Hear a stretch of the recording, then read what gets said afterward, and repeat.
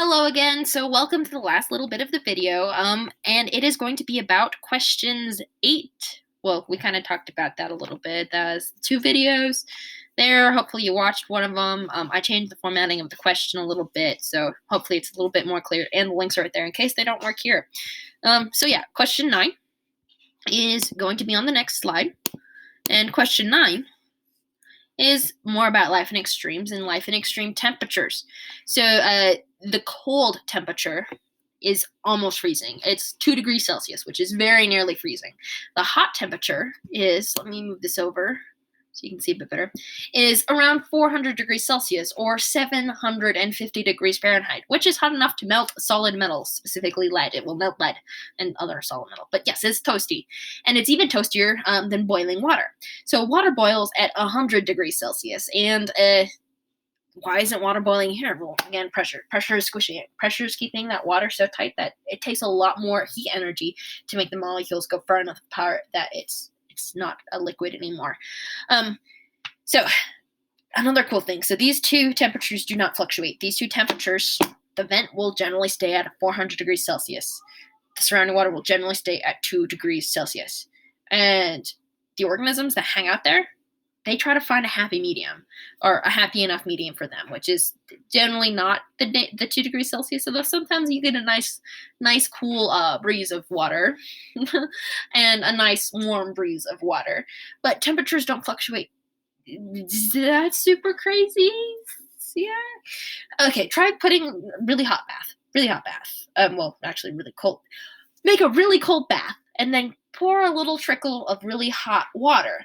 And there will be a point where when you move your finger close enough that hot water feels kind of nice. It's like because the source of the heat. There'll be a happy medium place. Yeah, this extreme 2 extremes, there's a happy medium between it where they can live. But there are some pretty crazy organisms out there, specifically things called extreme thermophiles. But those live at a maximum of around 122 degrees Celsius, which is still well above boiling, which is still really impressive, but not quite hot enough to melt metal hot. So yes, organisms do live in the extreme heat. But like you'll notice that there's nothing living in the hot stream, just near it, closer than others. And the things that hang out closer to others have a bit higher heat tolerance. Anyway, this is a link to a reading that's really advanced. It's super sciencey, pretty crazy. And if you want to challenge, go ahead and click through it. It talks about this information. What I'm going to do is I'm going to answer question 9, which is about this slide. So, do any organisms live in the absolute hottest part of the hydrothermal vent, which is the 400 degrees Celsius?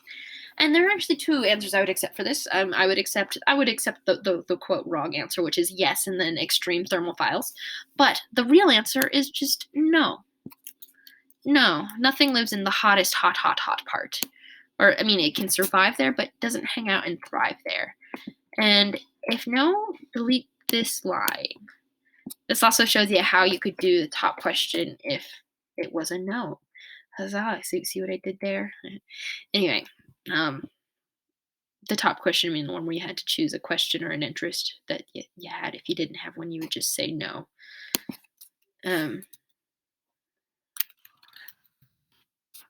Anyway, but I would accept if you write extreme thermophiles there, because I would feel bad taking a point off.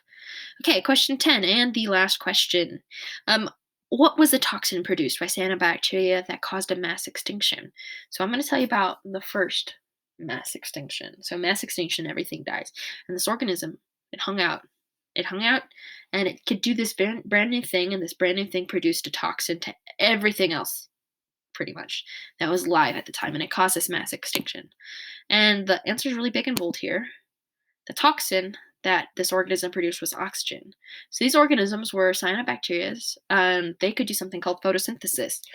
And photosynthesis produced this highly toxic material called oxygen. Very toxic oxygen, which, by the way, is, oxygen meaning to breathe. So yeah, the very air we need to breathe once upon a time was highly toxic. It didn't change. It was still the same oxygen. It was just what the organisms needed. And toxin is all dependent on who you are. If like caffeine caffeine is a fuel for us. Well, kind of. It's a fuel for me. It doesn't kill us, but caffeine to other organisms will kill them. So don't give your dog caffeine. Don't give your dog chocolate, right? So yeah, this is a lovely picture of a cyanobacteria that I took. But yeah, and most chemicals released in the vents, which by the way, those like iron sulfate, the calcium like particles, the silicon stuff, and lots of other bad juju from hot vent juice. Yeah, hot vent juice is no bueno for humans, but it is the essence of life for these guys. And we'll talk more about that later when we talk about chemosynthesis as opposed to photosynthesis in something called chemoautotrophy, which is chemosynthesis, which will be probably the spoiler for the answer for the first question on the next homework. The second question, maybe third. Anyway. I look forward greatly to sharing that last slide with you. So yeah, that toxin was oxygen. The toxin was oxygen. And yeah, um, this is a really pretty slide thing. So yeah, next lesson is going to be about chemiautotrophy or chemoautotrophy and marine snow or the energy inputs to this system. So yeah, very excited.